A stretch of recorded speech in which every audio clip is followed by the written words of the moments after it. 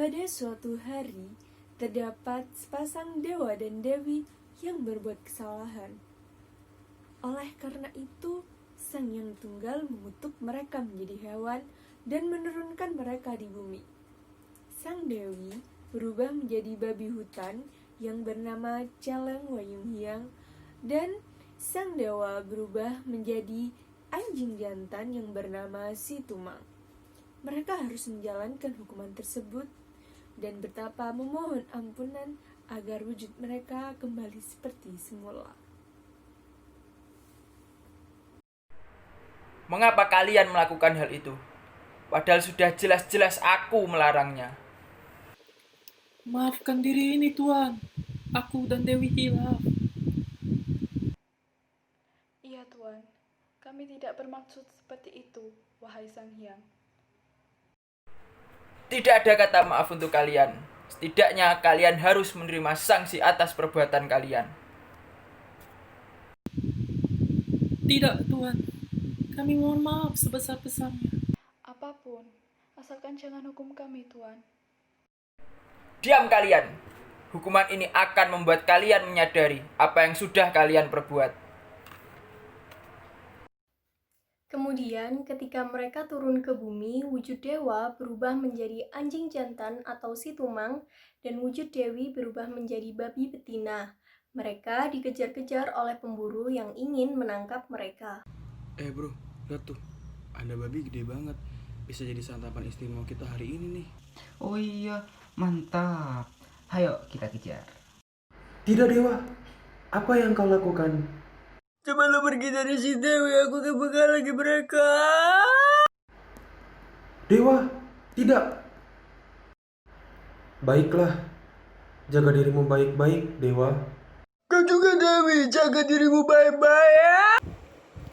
Meskipun telah berusaha dengan sekuat tenaga, tampaknya kekuatan Situmang tetap dikalahkan oleh kedua pemburu tersebut. Dan akhirnya, mereka memutuskan untuk melarikan diri, hingga keduanya pun terpisah satu sama lain.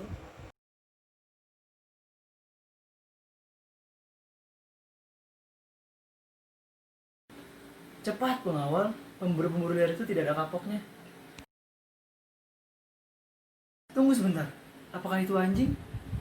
Dia terluka parah. Pengawal, cepat bawa anjing itu ke kerajaan dan obati dia. Sisanya, kejar pemburu itu. Cepat kawan, kita ambil posisi. Siap, aku cari di sebelah sini. Oke, aku akan cari dari arah barat. Aku mau bawa anjing ini ke kerajaan. Kalian bisa kan mengejar mereka?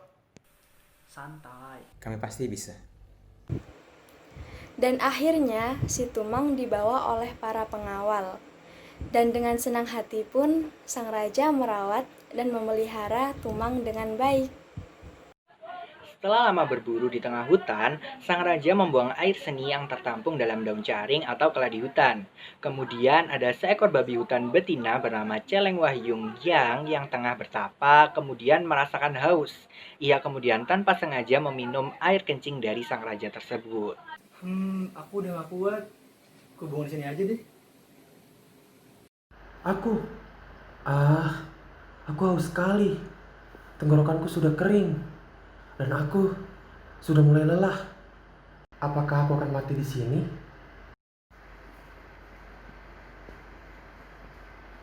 Wah, apa itu? Sepertinya bisa diminum.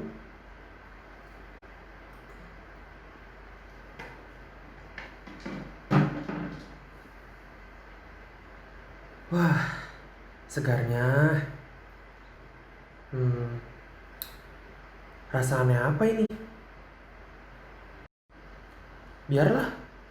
Setidaknya tenggorokanku sudah tidak sekering sebelumnya. Hah? Apa yang terjadi? Mengapa perut ini membesar? Setelah meminum air seni sang raka, Wayunghyang secara ajaib hamil dan melahirkan seorang bayi yang cantik, karena pada dasarnya ia adalah seorang dewi. Tidak, aku hamil begitu saja. Karena apa? Aku hanya seorang babi. Tidak mungkin aku bisa merawat anak ini.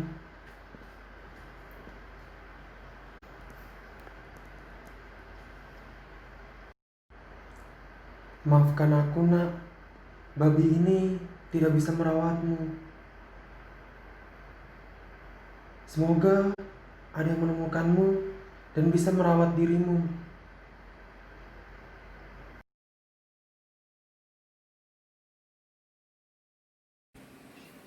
Pengawal, lihatlah, bayi siapa itu? Benar sekali. Bagaimana kalau kita adopsi dia? Ide yang bagus, Tuan. Aku ramal kelak dia akan menjadi wanita yang sangat cantik. Bawalah bayi itu, pengawal. Baik, Tuan.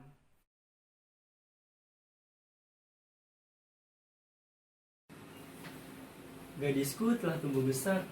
Ia begitu menawan. Banyak lelaki yang ingin meminangnya. Namun, aku tidak rela melepasnya.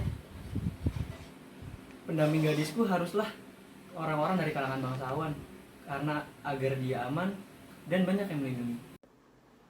Ayah, aku ingin bicara. Bolehkah aku mengasingkan diri saja? Aku merasa sangat tidak nyaman. Dikejar-kejar. Para jejaka ini yang hanya membuat kehidupan semakin rumit. Tapi Nak, mungkin di antara mereka emang ada yang tulus mencintaimu. Tidak ya, mereka semua memiliki motif yang sama. Mereka hanya menginginkan harta dan tahtamu. Apakah ayah tidak bisa melihat itu? Baiklah Nak, jika dia memang maumu. Pengawal, antar dia ke hutan dan bawakan tumang untukmu. Saat asik menenun, terompang atau torak milik Dayang Sumbi tiba-tiba terjatuh. Karena merasa malas, Dayang Sumbi berbicara tanpa terpikir terlebih dahulu. Ia berkata bahwa ia berjanji siapapun yang dapat mengambil torak miliknya itu, maka jika laki-laki akan menjadi suaminya. Dan jika perempuan, ia berjanji akan menjadikan perempuan itu menjadi saudarinya.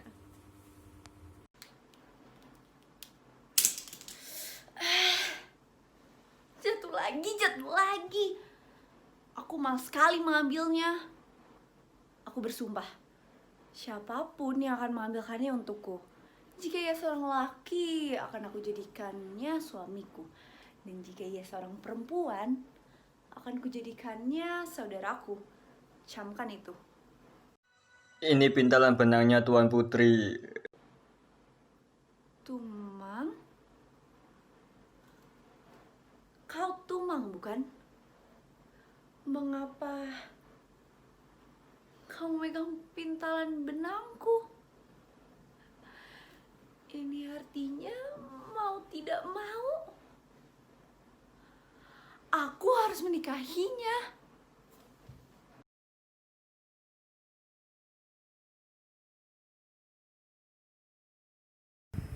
Bisa-bisanya kau Dayang Sumbi menikahi anjing menjijikan seperti itu. Apa perlu aku datangkan pangeran dari berbagai penjuru untuk kau nikahi? Tidak ya, aku harus menaati janjiku. Sekali ini saja. Aku tak sudi melihat mukamu dan suami anjingmu itu. Pergi kau dari sini. Mulai sekarang kau bukanlah putriku lagi. Hari demi hari, bulan berganti bulan, namun Dayang Sumbi masih sedih karena telah diusir dari kerajaan. Namun, pada suatu malam bulan purnama, Tumang dapat kembali menjadi wujud aslinya, menjadi dewa yang tampan.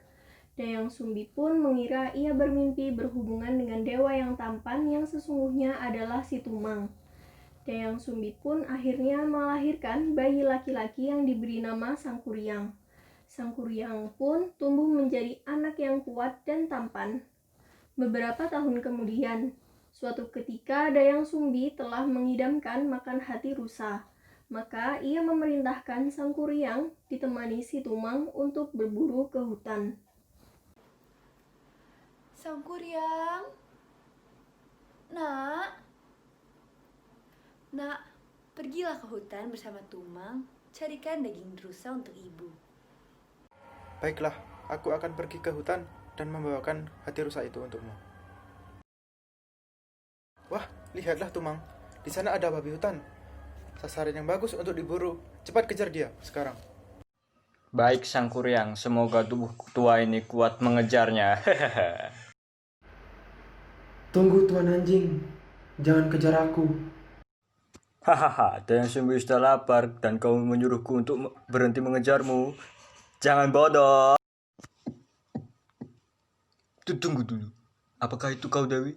Dewi, jawablah, Dewi. Dewa? Dewa, aku sangat bahagia. Ternyata kau masih hidup. Ingin sekali diriku ini memelukmu, wahai Dewa. Dewi, maafkan aku. Momen saat kita bertemu tidaklah pas. Aku akan beralasan bahwa kau lolos dari kejaranku. Tapi Dewa, kita baru saja bertemu setelah sekian lama. Cepatlah Dewi, sebelum Sang Kuryang kesini dia akan menangkapmu. Tidak Dewa, selamat tinggal. Selamat tinggal Dewi, jagalah dirimu. Hei Tumang, bagaimana sih kau mengejar babi itu saja? Kau tidak bisa. Tetapi Sang Kuryang, aku tidak berani membunuh babi itu. Diam kau Tumang, bagaimana bisa kamu tidak tega untuk membunuh babi bodoh itu? Tetapi Sang Kuryang, itu... Diam kau Tumang, bisa-bisanya kau. Jangan Sang Kuryang, apa yang kau pikirkan? Tidak, apa yang aku berbuat? Dan bagaimana aku bisa menjelaskan ini kepada Bunda? Bunda, ini hati rusa hasil tangkapan Sang Kuryang. Terima kasih anakku. Kamu memang yang paling gagah. Hehehe, Bunda bisa aja sih. Di mana tuh, Mam? Sejak kemarin aku belum melihat dirinya. Sang Kuryang? Sang Kuryang? Ya, ada apa Bunda? Di mana tuh, Mang? Mengapa dari kemarin ibu belum lihat dirinya? Tumang sudah mati, Bun. Mati? Mati? Siapa yang membunuhnya? Jadi, hati rusa yang kemarin kau berikan untuk ibu...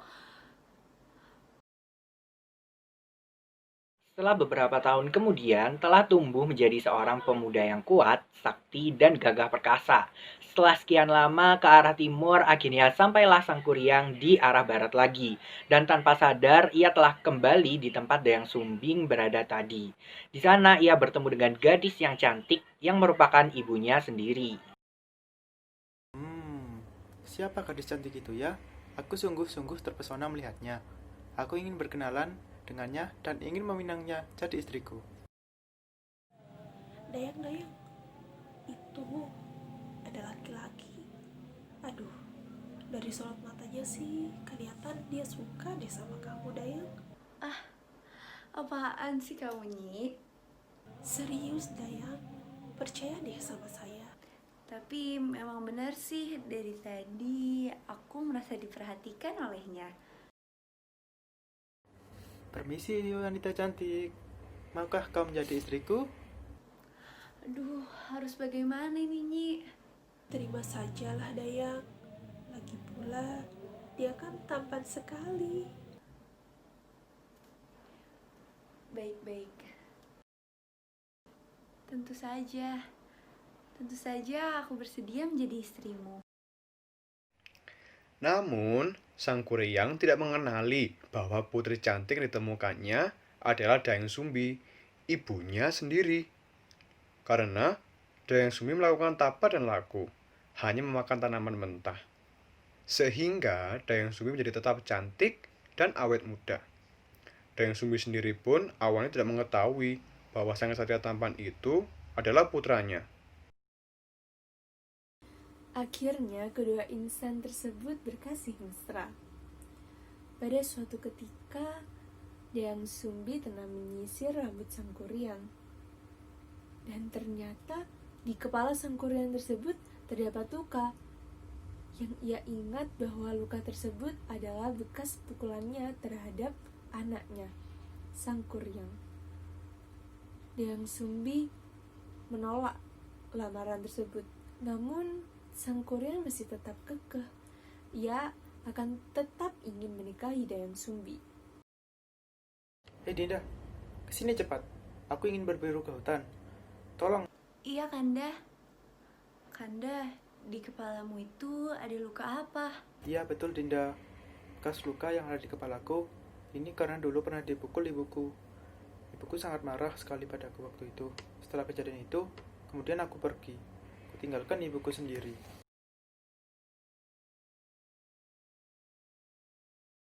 Oh, jadi dia anakku Sang Kuryang. Dan sekarang artinya calon suamiku adalah anakku sendiri. Aduh, bagaimana ini? Aku hampir saja menikahi anakku sendiri. Aku harus mencari cara untuk menggagalkan semua ini. Nah, sudah selesai. Sudah beres perlengkapanku berburu. Aku berangkat dulu ya Dinda. Bye. Hati-hati ya Kanda. Maka ia pun bersiasat untuk menentukan syarat pinangan yang tak mungkin dipenuhi Sang Kuryang. Akhirnya Dayang Sumbi meminta agar Sang Kuryang membuatkan perahu dan telaga dalam waktu semalam dengan membendung aliran Sungai Citarum. Sang Kuryang pun menyanggupinya. Kakanda, apakah Kakanda masih mau menikahiku? Oh, tentu saja Dayang Sumbi. Calon istriku yang paling cantik. Baik, kalau begitu aku berikan 2 syarat ya. Apa syaratnya wahai istriku? Yang pertama, Kakanda harus membendung Sungai Citarum. Dan yang kedua, harus membuatkan aku perahu untuk menyeberanginya. Jika kedua syarat ini terpenuhi sebelum fajar menyingsing, maka Kakanda akan jadi aku nikahi. Apa? Akhirnya, dibuatlah perahu dari sebuah pohon yang sangat besar, yang tumbuh di sebelah timur, yang nantinya pangkal dari pohon itu akan berubah menjadi gunung yang bernama Bukit Tunggul. Sedangkan rantingnya yang berada di sebelah barat akan menjadi Gunung Burangrang. Dengan bantuan makhluk halus, lewat tengah malam, bendungan pun hampir selesai. Kesini cepat, ada kerjaan untukmu. Ada apa nih, Bos? Sudah, pokoknya kesini aja dulu, sekarang. Kerjaan apa, Bos? Kita lagi sibuk nih. Lagi main PUBG. Ah, si Bos mengganggu saja. Wah, ada apa nih? Si Bos kok kedengarannya serius banget. Udahlah, yuk meluncur. Nanti dulu lah, bro. Ah, dasar kamu sama kayak si Bos. Nanggung nih PUBG-nya. Ah, kamu nih. Udah sini.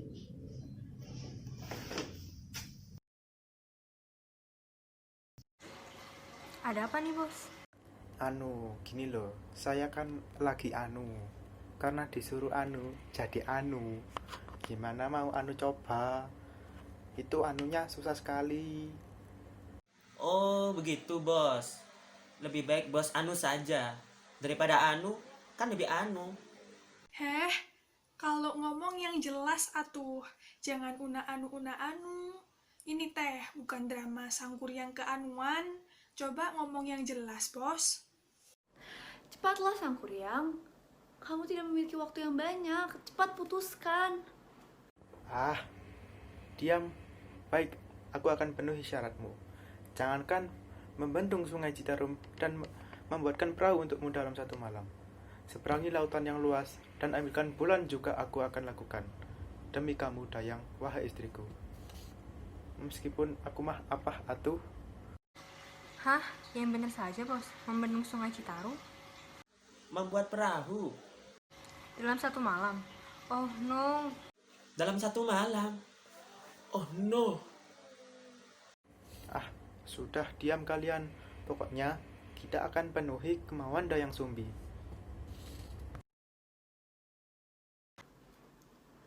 Sang Hyang, aku mohon, gagalkan permohonanku untuk Sang Kuryang. Tenanglah Dayang, itu bisa terselesaikan. Aduh, bagaimana ini? Bendungan dan perahu sudah hampir jadi. Cara apa lagi yang bisa aku lakukan?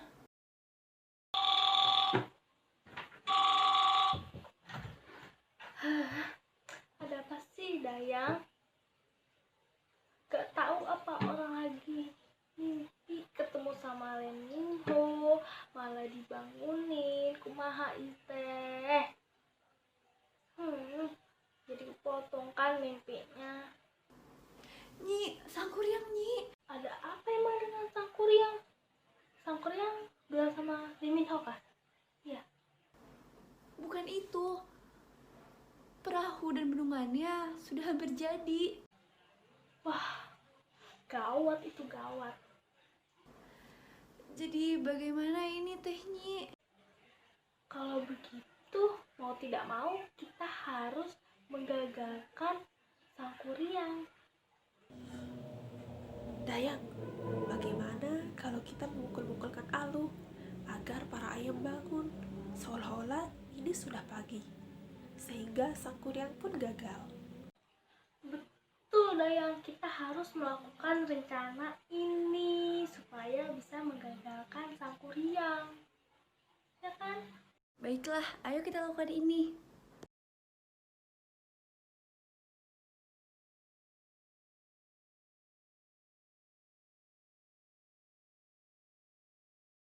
Bagaimana ini? Fajar sudah menyingsing. Iya bos, matahari teh sudah mulai terbit. Ah, kalian bisa diam tidak? Aku juga bingung ini.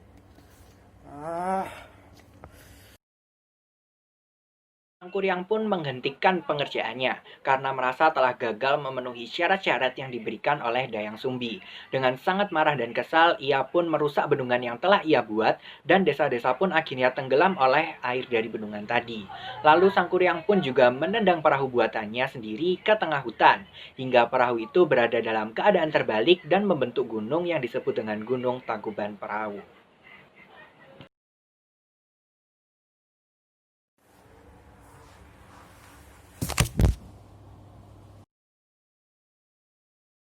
Sekian penampilan pentas seni teater virtual kelompok kami, kelompok 3 sektor perkebunan. Terima kasih telah menyaksikan.